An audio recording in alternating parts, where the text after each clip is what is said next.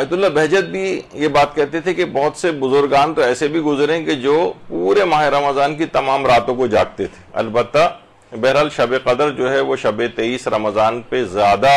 رجحان ہے. علماء کا جو روایات اس سلسلے میں آئی ہیں کہ شاید زیادہ قوی بات یہ ہے کہ شب 23 رمضان ہی شب قدر ہے. اچھا، آیت اللہ سیستانی بھی یہ بات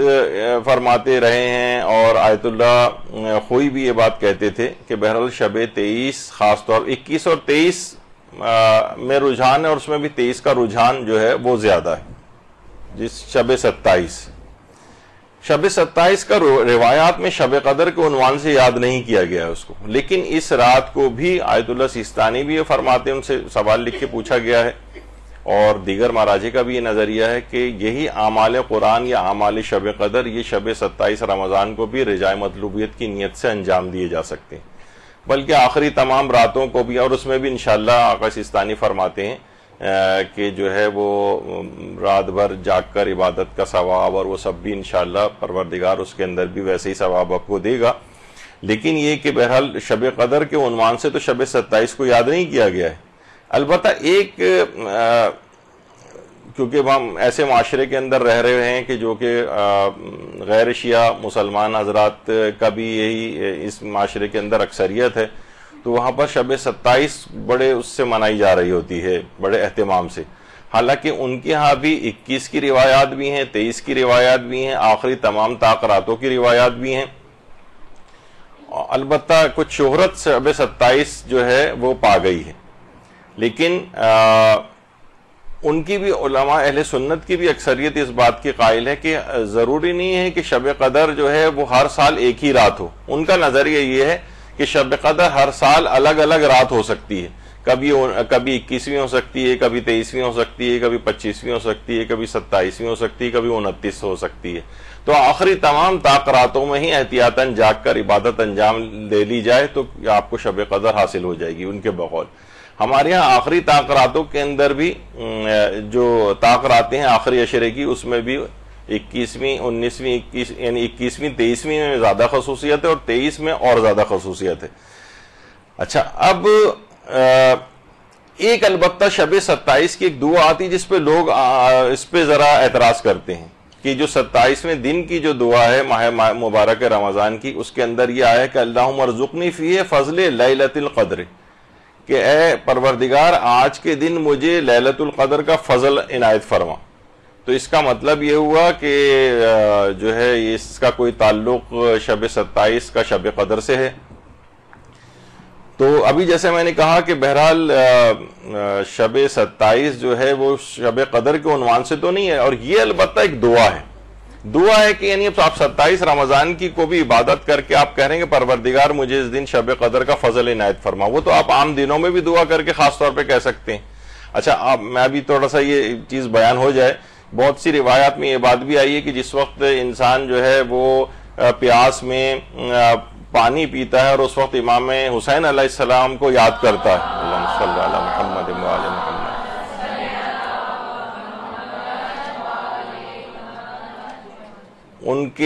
ان کی پیاس کو یاد کرتا ہے، اور اس کے بعد ان کو جو ہے ان کو یاد کر کے مثلا ان کے اوپر سلام بھی بھیج دیتا ہے، وہ درود و سلام، اور اس کے بعد ان کے دشمنوں کے اوپر جو ہے وہ نفرین اور لعن کرتا ہے اس موقع پر پانی پیتے وقت، تو اس کو بھی شب قدر کا ثواب جو ہے وہ دیا جاتا ہے. تو اس کا مطلب یہ ہوا کہ یعنی ہم یہ نہیں کہہ سکتے کہ جس وقت وہ یہ کام کر رہا ہے مثلا کسی شب میں ایسا کام کر رہا ہے تو وہ رات شب قدر جو ہے وہ قرار پا جائے گی. یعنی اس میں اس کا فضل طلب کیا جا رہا ہے، شب یعنی 27 کے روز کے پروردگار اس دن مجھے اس کا فضل عنایت فرما. جس طریقے سے کہا جاتا ہے روایت میں، یہ بھی پیغمبر اکرم نے صلی اللہ علیہ وآلہ وسلم اللہم صلی علی محمد و آل محمد، کہ جو شخص نماز عشاء کو باجماعت ادا کرے اسے شب قدر جاگ کر عبادت کا ثواب دیا جاتا ہے. یعنی شب قدر جاگ کر جو عبادت انجام دیتا ہے کوئی شخص، تو یعنی اس میں بھی کوئی شخص نماز عشاء کو باجماعت ادا کرے اور خدا سے اس بات کا تقاضا کرے کہ مجھے اس رات شب قدر کا جو ثواب پروردگار عنایت فرمائے. اسی طرح سے پیغمبر اکرم یہ بات بھی ارشاد فرماتے ہیں کہ جو شخص سورہ قدر کی تلاوت کرے گا اللہ اس کو ماہ رمضان میں روزے رکھنے اور شب قدر میں جاگتے رہنے کا ثواب عنایت فرمائے گا۔ اس کا مطلب ہے عام دنوں میں بھی آپ سورہ قدر کی تلاوت سے شب قدر کا ثواب حاصل کر سکتی ہیں اور پروردگار سے دعا کر سکتی ہیں کہ اس سورہ قدر کے نتیجے کی تلاوت کے نتیجے میں آپ کو شب قدر کا ثواب عطا فرمائے۔ آیت اللہ شیخ محمد سند جو اس وقت بھی عراق میں ہیں اور بڑے علماء اور مجتہدین میں ان کا شمار ہوتا ہے اور ان کا درس خارج وغیرہ بھی نجف میں ہوتا ہے، تو یہ آیت اللہ شیخ محمد سند یہ فرماتے ہیں کہ ان کے جو استاد تھے آیت اللہ ہاشم آمولی، آیت اللہ ہاشم آمولی فرماتے تھے کہ شب قدر جو ہے نا وہ کہتے تھے اس کی نزول برکات یہ فقط یہ 21 اور 23 میں نہیں ہے بلکہ اس کا سلسلہ شروع ہو جاتا ہے شب نیمہ شعبان سے۔ آیت اللہ ہاشم آمولی فرماتے تھے کہ شب قدر کے فضائل اور نزول برکات کا سلسلہ 15 شعبان سے شروع ہو جاتا ہے، شب 15 شعبان سے، اور فرماتے ہیں یہ سلسلہ چلتے چلتے ماہ رمضان المبارک تک آتا ہے۔ یہ برکات اور رحمتیں نازل ہوتی رہتی ہیں یہاں تک کہ شبہ قدر آ جاتی ہیں 19ویں، 21ویں اور 23ویں، اور پھر آگے بڑھتی ہوئی 25، 27، 29 اور یہاں تک کہ سلسلہ نزول برکات کا شب قدر کے حوالے سے یہ شب عید تک یہ سلسلہ چلتا ہے، شب عید تک۔ تو اس لحاظ سے شب قدر کی جو فضیل، جب یہ ان سے پوچھا گیا کہ بھئی شب 27 گزرنے کے بعد جو 27ویں دن کی جو دعا ہے ماہ رمضان المبارک کی اس میں بھی کہا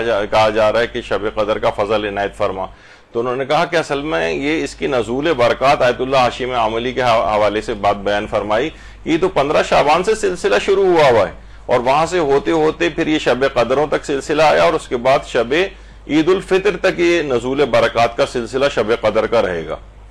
تو بہرحال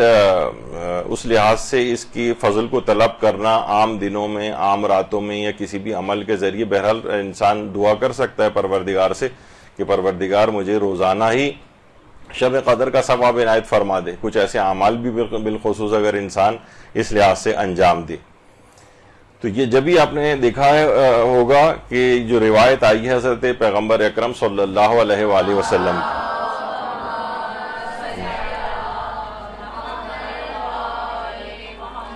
کہ یہ جو رات ہے شب عید الفطر یہ شب قدر سے کم نہیں۔ یہ کیوں یہ بات کہی گئی؟ اسی وجہ سے کہ یہ نزول برکات کا سلسلہ شب نیمہ شعبان سے شب عید الفطر تک چلتا رہتا ہے۔ اچھا، البتہ ایک کتاب ہے جس کے حوالے سے لوگ شب 27 کے حوالے سے میں گفتگو کر رہا تھا نا اس سے پہلے، کہ نہیں اس میں بھی رجاء مطلوبیت کی نیت سے اعمال قرآن بھی آپ کر سکتی ہیں، اعمال شب قدر بھی انجام دے سکتی ہیں، بلکہ ہمارے استاد محترم تو یہ بات بیان فرماتے ہیں کہ یعنی اس کی شب 27 جو ہے وہ کم و بیش سے تقریباً وہی حیثیت ہے جس طرح ہمارے ہاں 19 اور 21 کی ہوتی ہے۔ شب 23 کی تو خیر یقیناً بہت زیادہ اہمیت ہے، لیکن وہ فرماتے ہیں عبادات کے اعتبار سے شب 27 کو بھی اور اللہ سے پروردگار سے فضل بھی چاہ سکتا ہے انسان کہ اس رات عبادت انجام دے اور شب قدر کا ثواب پروردگار سے تقاضا کرے۔ تو انوار خمسہ کے نام سے مقدس زنجانی کی ایک کتاب ہے جو اردو ترجمہ بھی ہوئی ہے، خمسۃ الانوار جو ان کی کتاب ہے اس کا یہ اردو ترجمہ ہے، اس کے اندر ایک پوسٹ وائرل کی جاتی ہے، یعنی شب 27 کو ایک لحاظ سے کہ اس رات نہ کوئی شخص عبادت انجام دے نہ کچھ کرے، اس کے اندر یہ یعنی اب اس کا لب لباب اور خلاصہ اس کا یہ ہے کہ جب 26 رمضان کا دن تھا جب مدینے میں یہ اطلاع پہنچی 40 ہجری میں کہ امیر المومنین ضرب ابن ملجم سے جاں بر نہیں ہو سکے اور 21 رمضان کی صبح کو دار فانی سے کوچ کر گئے، تو اس اطلاع سے پورے مدینے میں ایک عظیم کوہرام برپا ہو گیا کہ قیامت کا سما ہو گیا۔ لیکن دوسری طرف جب شام میں حاکم شام کو اطلاع ملی تو اس نے اس دن کو عید کے طور پر منانے کی خاطر 27 رمضان کی شب کو شب قدر ہونے کا اعلان کیا،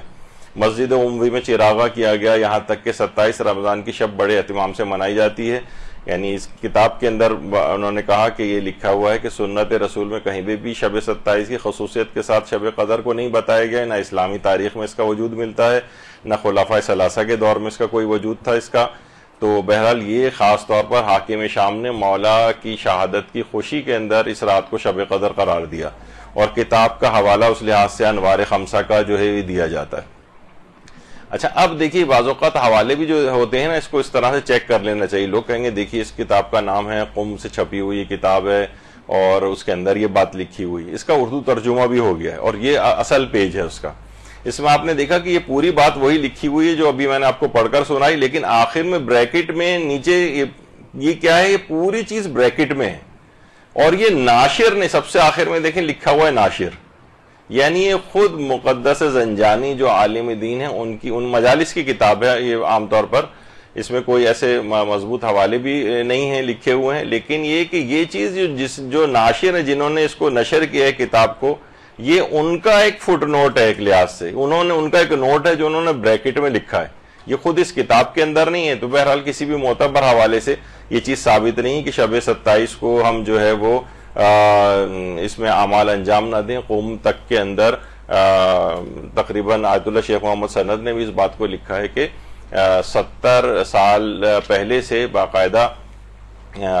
اس رسم کا بھی بہرحال وہاں اجرا ہوا ہے کہ شب 27 کو بھی اسی طریقے سے شب قدر کی طرح سے اعمال انجام دیے جاتے ہیں. البتہ شب قدر کا الگ سے روایت میں تذکرہ تو نہیں آ گیا, لیکن یہ ایسی کوئی معاذ اللہ کوئی دشمنان اہل بیت کے منانے والی رات کے حوالے سے اس کو ہم اہمیت اس کی کم نہیں کر سکتے کہ بھائی اس طرح سے یہ چیز ملی ہے تو لوگ کہیں گے بھائی آج کی رات تو ہم شب 27 جو آنے والی ہے کچھ دن بعد, آپ کہیں گے نہیں یہ تو اس کو نہیں, اس میں عبادت کرنی چاہیے, نہیں اس کو منانا چاہیے کیونکہ یہ تو اس طرح سے ایک دشمنان اہل بیت کی سیرت کے حوالے سے ایک بات آئی, جبکہ ایسا نہیں ہے. یہ ناشر نے اپنی طرف سے بہرحال جس کا کوئی معتبر حوالہ بھی نہیں ہے یہ اس انداز سے لکھا, اور جو اصل کتاب ہے اس کے اندر یہ چیز نہیں ہے, یہ بریکٹ کے اندر ایک چیز لکھی گئی ہے ناشر کی طرف سے. تو یہ بھی بعض اوقات اگر لوگ اس کے اندر تو نہیں ہے, اس سے پہلے جو میں نے آپ کو پوسٹ ٹائپ کی جو وائرل کی جاتی ہے وہ یہ والی چیز ہے کہ محبان اہل بیت توجہ فرمائیں, یہ کوئی شب قدر نہیں ہے. یعنی پھر اس کے بعد ظاہر ہے جب آدمی سب یہ چیز پڑھے گا تو اس کا دل بالکل راغب ہی نہیں ہوگا کہ وہ شب قدر کے کوئی یعنی اس رات کوئی اعمال بھی انجام دے یا اس رات کو جاگ کر بھی گزارے.